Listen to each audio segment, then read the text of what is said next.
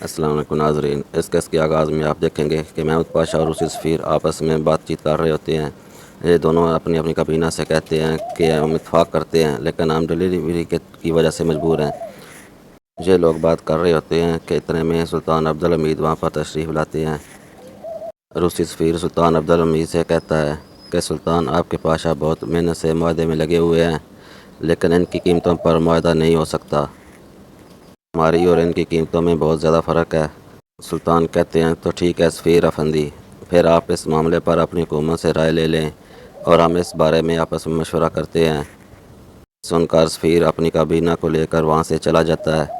ان کے جانے کے بعد سلطان اپنے پاشا کو کہتے ہیں کہ فی الحال ہمارا کام ہو گیا ہے۔ دوسری طرف عبدالقادر کے پاس ملازم آ کر بتاتا ہے کہ آپ کے لیے خط آیا ہے۔ عبدالقادر خط لے کر پڑھتے ہیں، میں تم سے اور تمہاری بہن نعیمہ سلطان سے اپنے گھر پر ملنا چاہتا ہوں۔ تمہارے ساتھ کام کرنے کے لیے میرے لیے باعث فخر ہے۔ اتنے میں شہزادہ محمد سلیم آ جاتے ہیں۔ عبدالقادر جلدی سے خط کو چھپا لیتے ہیں۔ سلیم کہتے ہیں کہ تم مجھ سے کچھ چھپا رہے ہو بھائی۔ عبدالقادر کہتا ہے کہ نہیں، یہ میرے بارے میں ہے۔ سلیم کہتا ہے کہ دیکھو عبدالقادر، ہم دونوں برے حالات سے گزر رہے ہیں۔ ایسے حالات میں لوگوں سے غلطیاں ہوتی ہیں۔ عبدالقادر کہتے ہیں کہ تمہیں ماں نے مجھ سے بات کرنے کے لیے بھیجا ہے۔ سلیم کہتے ہیں کہ ہم آپس میں بھائی ہیں عبدالقادر، ہم ایک دوسرے کا خیال رکھنا چاہتے ہیں۔ عبدالقادر کہتے ہیں کہ ٹھیک ہے، رکھنا چاہیے۔ اگر تمہیں میرا خیال ہے تو پھر مجھے اکیلا چھوڑ دو۔ انہی باتوں کی وجہ سے ماں اور بابا مجھ پر ہمیشہ نظر رکھتے ہیں، اور اب تم بھی بھائی، میں بڑا ہو گیا ہوں، اب یہ سب ختم کر دو۔ دوسری طرف سیمول ایک بگی لے کر وہ ایک خفیہ جگہ پر موجود ہوتے ہیں۔ نشان کہتا ہے کہ ہم کوئی نیا کام شروع کر رہے ہیں کیا؟ سیمول کہتا ہے کہ نہیں، یہ عثمانیوں کی طرف سے اٹلی کے لیے امداد ہے، اس میں دوائیاں ہیں۔ اٹلی میں بولے پن کی وبا پھیلی ہے کہ طبی امداد وہاں لے جائے گی۔ خانو خاتون کہتی ہے کہ ایک دوران کو دو تاکہ یہ بالوالا ہو کر ہم پر حملہ نہ کر دے۔ دوران کہتا ہے کہ اگر میں نے حملہ کرنا ہوا تو یہ دوائیں آپ کو کسی کام نہیں آئیں گی۔ مارگو کہتا ہے کہ تم یہ سب کیوں لائے ہو؟ سیمول بتاتا ہے کہ ہم پیسے کو اسی میں تو چھپائیں گے، چلو پیسے کو اس میں رکھو اور اسے اندر ڈال دو۔ وہ دوائیوں کے صندوقوں کو باہر نکالتے ہیں اور ان صندوقوں سے دوائیاں باہر نکال کر اس میں رقم بھرنے لگتے ہیں۔ سیمول کہتا ہے کہ ہم پیسے اٹلی لے کر جائیں گے اور پھر وہاں سے لندن کے بینک میں بھیج دیں گے۔ جب کاروباری دن کا آغاز ہوگا تو عثمانی معیشت کو ایک بہت بڑے بحران سے گزرنا پڑے گا۔ مارگو کہتا ہے کہ ہمیں کیسا پتہ چلے گا کہ پیسہ جہاز میں لوڈ ہو چکا ہے؟ سارا پیسہ اپنے اکاؤنٹ میں مت ڈال لینا۔ سیمول کہتا ہے کہ تمہیں یقین دلانے کے لیے میں کیا کر سکتا ہوں؟ گارو نشان کو کہتا ہے کہ اٹلی جائے گا اور پھر وہاں سے لندن جائے گا، اس کے بعد یہ پھر بینک کی بک کو ہمارے پاس لائے گا۔ انو خاتون کہتی ہے کہ میں جہاز تک ساتھ جاؤں گی، کہ میں اپنی آنکھوں سے پیسے کو دیکھنا چاہتی ہوں لوڈ ہونے تک۔ سیمول کہتا ہے تو ٹھیک ہے، ہم ساتھ چلیں گے۔ اگر آپ کو کسی کو شک ہے تو اس میں کوئی کباہت کی بات نہیں ہے۔ دوسری طرف خلیل خالد کو نشانہ بازی کرتے دکھایا جاتا ہے۔ اس کے جانسار سارکو کی لاش کو لاتے ہیں۔ خلیل کہہ دیں کہ تم نے باہر کا چکر لگایا ہے۔ تاتار صاحب کہتے ہیں کہ صاحب نے سارکو کو دیکھا ہے، انہوں نے اسے گارو سمجھکاری سے سلام دعا بھی کی۔ عثمان کہتا ہے کہ اگر ہم اس دکاندار کا انتظام کریں تو ہم اسے اب آسانی پکڑ سکتے ہیں۔ تاتار کہتے ہیں کہ جناب لڑکی کہہ رہی تھی کہ انہیں آپ کی اور میری ضرورت نہیں ہے، تو پھر ہم جہاں انتظار کرتے ہیں جا کر گارو کو پکڑیں گے۔ عثمان کہتا ہے کہ جنگوز بیچ میں آ گیا، اگر نہ آتا تو مجھے پتا تھا کہ چچا کے پاس کوئی نہ کوئی منصوبہ ہے۔ تاتار کہتا ہے کہ ہم انتظار کریں گے، لیکن دکاندار نہیں، سب سے پہلے ہوشیار ہی قبر میں پہنچتا ہے۔ عثمان تم بتاؤ کہ گارو کی طرح کون دکھتا ہے؟ عثمان کہتا ہے اس کا جڑوا بھائی سارگو۔ خلیل کہتے ہیں تو پھر گارو قبر میں جائے گا، اب سارگو کو قبر میں واپس چھوڑ دو، اس کی تمام مذہبی رسومات ادا کرا دو۔ عثمان سارگو کو قبر میں اتار دے گا۔ جب عثمان کے بعد یہ بات سنتا ہے تو پریشان ہو جاتا ہے کہ میں اسے قبر میں اتاروں گا۔ ہر صاحب دیکھ کر تھوڑا مسکراتے ہیں۔ دوسری طرف سلطان کے محل کا منظر دکھایا جاتا ہے۔ سلطان کے پاس آلو پاشا آ کر بتاتے ہیں منصوبے کے مطابق روسیوں کو پتہ چل گیا ہے کہ مزدور انگریزوں کے ساتھ مل کر انتشار پھیلا رہے ہیں۔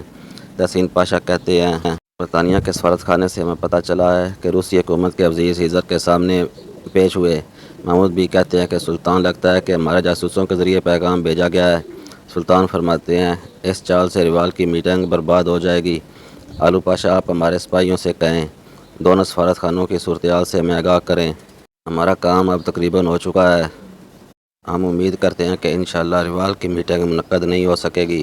دوسری طرف مارگو اپنے بھائی کی قبر کھود رہا ہوتا ہے تاکہ وہ دیکھ سکے کہ اس کے بھائی کی میت اس کے اندر ہے یا نہیں۔ یہ منظر خلیل اور عثمان اپنے ساتھیوں کے ساتھ دور جھاڑیوں سے دوربین کے ذریعے دیکھ رہے ہوتے ہیں۔ خلیل کہتے ہیں کہ کیا صورتحال ہے عثمان؟ عثمان بتاتا ہے کہ چچا ایک طرف وہ کھدائی کر رہا ہے تو دوسری طرف وہ لعن طعن کرتا جا رہا ہے۔ تتار صاحب کہتے ہیں کہ وہ دعا تو کر نہیں سکتا نا۔ خلیل کہتے ہیں کہ جب ہم پیسہ لے لیں گے تو اس میں اس کے پورے خاندان کو ڈال دیں گے۔ مارگو کھدائی کرنے کے بعد صندوق تک پہنچ جاتا ہے۔ ڈھکن کھولتا ہے تو دیکھتا ہے کہ اس کے بھائی سارگو کی لاش اندر موجود ہے۔ وہ کہتا ہے کہ جنہوں نے مجھے بار بار تکلیف دی ہے میں انہیں زندہ نہیں چھوڑوں گا۔ خلیل خالد دوربین لے کر خود دیکھتے ہیں اور کہتے ہیں کہ میں تمہیں تمہارے بھائی سے ملوا دوں گا۔ احمق آدمی۔ اس کے بعد مارگو قبر پر مٹی واپس نہیں ڈالتا اور تتار صاحب کہتے ہیں کہ یہ بیوقوف مٹی کیوں نہیں ڈال رہا ہے۔ خلیل خالد کہتے ہیں کہ لگتا ہے کہ پیسے کی خوشی میں بھائی کے مرنے کے غم سے بڑھ کر ہے۔ اب یہ ریل گاڑی کے اسٹیشن پر جائے گا یا تو پھر بندرگاہ پر جائے گا۔ یہ اتنے زیادہ پیسے کو بغیر باہر بھیجے استعمال نہیں کر سکتے۔ تو چلو جوانوں اس کا پیچھا کرتے ہیں۔ دوسری طرف عبدالقادر اپنی بہن نعیمہ سلطان کو لے کر بگی میں جاتے دکھائی دیتے ہیں۔ اندر نعیمہ کہتی ہے کہ یقین مانے مجھے بالکل اندازہ نہیں تھا کہ مسٹر نسیم ہمیں اتنی جلدی دعوت نامہ بھیج دیں گے اور ہم سے ملیں گے۔ عبدالقادر کہتے ہیں کہ یہ سلطان کے بچوں کے ساتھ تجارت کریں گے، ان کی جگہ کوئی بھی ہوتا تو ایسا ہی کرتا۔ کہتے ہیں کہ وہ اتنے قابل بھروسہ ہیں بھی کہ نہیں کہ جتنے مس شناز انہیں بتا رہی ہیں۔ اتنے میں بگی نسیم کے گھر کے سامنے رک جاتی ہے۔ دونوں باہر نکلتے ہیں۔ دو لوگ آ کر عبدالقادر کو خوش آمدید کہتے ہیں۔ جب یہ دونوں اندر جاتے ہیں تو وہاں شہناز پہلے سے انتظار کر رہی ہوتی ہے۔ وہ کہتی ہے کہ مسٹر نسیم گھنٹوں سے آپ کا انتظار کر رہے ہیں۔ اس کا ساتھی کہتا ہے کہ مجھے سلطان اور شہزادے اپنے گھر میں میزبانی کرنے کا موقع روز روز نہیں ملے گا۔ عبدالقادر بیٹھ کر کہتے ہیں کہ ہم سرمایہ کاری کرنا چاہتے ہیں لیکن ابھی ہمارے پاس سرمایہ نہیں ہے۔ آپ کو شہناز نے بتا دیا ہوگا۔ دوسرا آدمی کہتا ہے کہ جی انہوں نے بتا دیا، میں نے ان سے کہا کہ ہم کوئی اور راستہ نکال لیں گے۔ عبدالقادر کہتا ہے کہ وہ کون سا راستہ ہے؟ وہ آدمی کہتا ہے کہ میں نے سنا ہے کہ آپ کی بھی وہی کمزوری ہے جو میری ہے۔ میری کمزوری بھی جوا کھیلنا ہے اور میں نے سنا ہے کہ آپ کو بھی جوا کھیلنا بہت پسند ہے۔ دوسری طرف فواد پاشا نقلی تخت پر بیٹھا ہوتا ہے۔ برطانوی سفیر کہتا ہے کہ آپ تو ویسے ہی پریشان ہو رہے تھے، ہم نے روسی سفیر کے ساتھ معاملات طے کر لیے ہیں، سب کچھ بالکل ٹھیک ہو گیا ہے، کال کی میٹنگ منعقد ہوگی۔ فواد پاشا کہتا ہے کہ کیا بینک والا معاملہ نپٹ گیا؟ عبدالحمید نے بینک والا معاملہ اس سے بڑی مصیبت کے لیے نمٹایا ہے، انگریز روسی حکومت کے خلاف مزدوروں کی حمایت کر رہے ہیں۔ برطانوی سفیر کہتا ہے کہ تم نے یہ سب کیسے کیا؟ فواد کہتا ہے کہ اگر آپ کی اجازت ہو تو میں بتاتا ہوں۔ انگریزوں نے مزدوروں کو پھانسا اور اب وقت آ گیا جب وہ ان مزدوروں کو روس کے خلاف استعمال کرنے والے ہیں۔ برطانوی سفیر کہتے ہیں کہ یہ تو ایک ریاستی راز ہے، تمہیں یہ سب کیسے پتہ چلا؟ فواد کہتا ہے کہ یہ صرف مجھے ہی نہیں بلکہ عبدالحمید کو بھی پتہ ہے۔ برطانوی سفیر کہتا ہے کہ ریوال کی میٹنگ شروع ہونے سے پہلے ختم ہو جائے گی۔ فواد پاشا کہتا ہے کہ نہیں، وہ میٹنگ ہوگی اور وہاں معاہدے بھی ہوں گے۔ سفیر کہتا ہے کہ جب عبدالحمید یہ معلومات استعمال میں لائے گا تو ہمارا کام تمام ہو جائے گا۔ فواد پاشا کہتا ہے کہ تم سب کچھ ابھی اور اسی وقت روسی سفیر کو بتاؤ گے، یہ اصل طاقت ابھی بھی تمہارے ہاتھ میں ہے، تم انہیں دھمکاؤ، تم ریوال میں میٹنگ کرو گے ورنہ مزدور ہڑتال کریں گے۔ سفیر کہتا ہے کہ میں اپنی پوری کوشش کروں گا۔ فواد پاشا کہتا ہے کہ وقت نہیں ہے، جلدی کرو۔ دوسری طرف عبدالقادر کو سامنے والا آدمی کہتا ہے کہ اگر تم اس کھیل میں جیت گئے تو پیسہ دیے بغیر ہی تم میرے ساتھ شراکت دار بن جاؤ گے۔ عبدالقادر کہتا ہے کہ میں نے جوا نہ کھیلنے کی قسم کھائی ہے، میں آپ کی پیشکش کو قبول نہیں کر سکتا۔ وہ آدمی کہتا ہے کہ میں نے سوچا تھا کہ ہم تجارت بھی کریں گے اور کھیل میں مزہ بھی آئے گا اور ایک اچھا حریف ڈھونڈنا بھی مشکل کام ہے۔ نہیں میں کہتی ہے کہ یہ ہمارے لیے ایک اچھی پیشکش ہے لیکن میں تمہیں کھیلنے کا نہیں کہوں گی، میں اس کی ذمہ داری نہیں لے سکتی۔ وہ آدمی کہتا ہے کہ سلطان شہزادہ اس کھیل میں اپنے خاندان کا پیسہ نہیں ہارے گا، اس کھیل میں مزہ آئے گا اور اسے ایک اور کاروبار بھی مل جائے گا، میرا مطلب ہے کہ اس میں ذمہ داری لینے والی کون سی بات ہے؟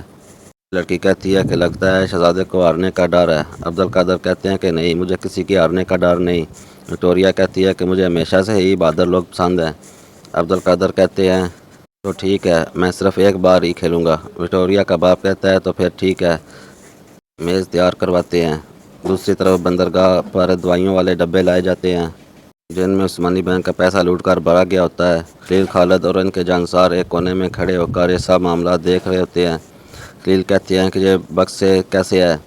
تتار صاحب بتاتے ہیں کہ بولے پن کی دوائیاں اٹلی کے لیے ان میں ہیں، یہ ہماری حکومت کی طرف سے دی گئی امداد ہے۔ خلیل کہتا ہے کہ وہ 25 ہیں اور ہم 4 کام خراب ہے۔ یہ کہہ کر خلیل خالد پستول نکال لیتا ہے اور آگے بڑھتے ہوئے کہتا ہے اور آگے بڑھ کر ہوائی فائرنگ کرتے ہیں۔ مارگو اور اس کے تمام سپائس کنّا ہو جاتے ہیں، وہ لوگ بھی بندوقیں نکال لیتے ہیں۔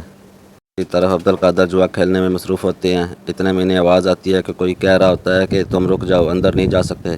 جب وہ دیکھتے ہیں تو دروازے پر محمد سلیم ہوتے ہیں۔ وکٹوریا کا باپ کہتا ہے کہ تمہاری جرت کیسے ہوئی میرے گھر میں گھسنے کی؟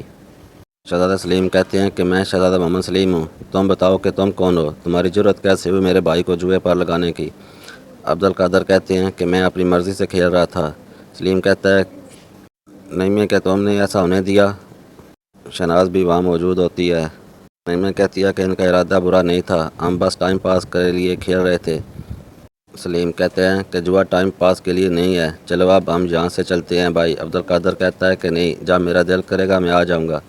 شہزادہ سلیم کہتے ہیں کہ نہیں، میں تمہیں لیے بغیر واپس نہیں جاؤں گا، میں اپنے سامنے تمہیں جوا بھی نہیں کھیلنے دوں گا۔ یہ سن کر عبدالقادر اور نعیمہ باہر کی طرف نکل جاتے ہیں۔ سلیم شہناز سے کہتے ہیں کہ تم میرے خاندان سے ملی ہو، لیکن تم نے ابھی انہیں اچھی طرح سے جانا نہیں ہے، ہم زندگی گزارتے ہیں، یہ بات اپنے ذہن میں رکھنا۔ شہناز اور وکٹوریا کا بنا بنایا کھیل بگڑ جاتا ہے۔ دوسری طرف بندرگاہ کا منظر دکھایا جاتا ہے۔ خلیل تنہا مارگو اور اس کے سپاہیوں کو للکارتے ہیں کہ پیسہ ہمیں دے دو۔ مارگو کہتا ہے کہ آگ سے مت کھیلو خلیل، اب پایا تخت والا چک کے مرنے کا وقت آ چکا ہے۔ اتنے میں ایک آدمی دوڑتے ہوئے آتا ہے اور کہتا ہے کہ گولی مت چلانا۔ خلیل کہتے ہیں کہ کوئی بھی مرنا نہیں چاہتا۔ اس کے بعد اپنے جانساروں کو کہتے ہیں کہ اپنی بندوقیں نیچے کر لو۔ ایٹ والا آدمی بھی مارگو کو روکتا ہے اور اسے بازو سے پکڑ لیتا ہے۔ خلیل کہتا ہے کہ یہ وہ دیکھ رہا ہے جو تم نہیں دیکھ رہے۔ ایٹ والا آدمی اصل میں نشان ہوتا ہے۔ وہ کہتا ہے کہ ہمارے ارد گرد تیل پڑا ہے، ہم جہاں جل بن جائیں گے۔ مارگو دیکھتا ہے کہ اس کے پاؤں کے نیچے تیل بہہ رہا ہے۔ وہ لوگ وہاں سے جلدی سے پیچھے کی طرف بھاگتے ہیں۔ اتنے میں جزار وہاں آ جاتا ہے۔ خلیل کہتے ہیں کہ تم نے بہت اچھا کام کیا۔ جزار کہتا ہے کہ اللہ آپ کو فراست عطا کرے، چچا بھلا میں کہاں تیل گرانے کا سوچ سکتا تھا۔ مارگو پستول کو تو رکھ دیتا ہے لیکن ہاتھوں سے لڑنے کے لیے تیار کھڑا ہوتا ہے۔ خلیل خالد کہتے ہیں کہ چلو آؤ دو ہاتھ کر لیتے ہیں۔ خلیل بھی اپنی بندوق اپنے ساتھیوں کو دے دیتے ہیں۔ اس کے بعد مارگو اور خلیل آمنے سامنے آ جاتے ہیں۔ مارگو آتے ہی خلیل کو 2 مکے مارتے ہیں، پھر وہ تیسرا مکہ مارنے ہی لگتا ہے کہ خلیل کو تو کچھ نہیں ہوتا۔ اس کے بعد خلیل اپنی اصل مہارت دکھاتے ہیں اور اب کی بار مارگو خلیل پر حملہ کر ہی نہیں پاتا۔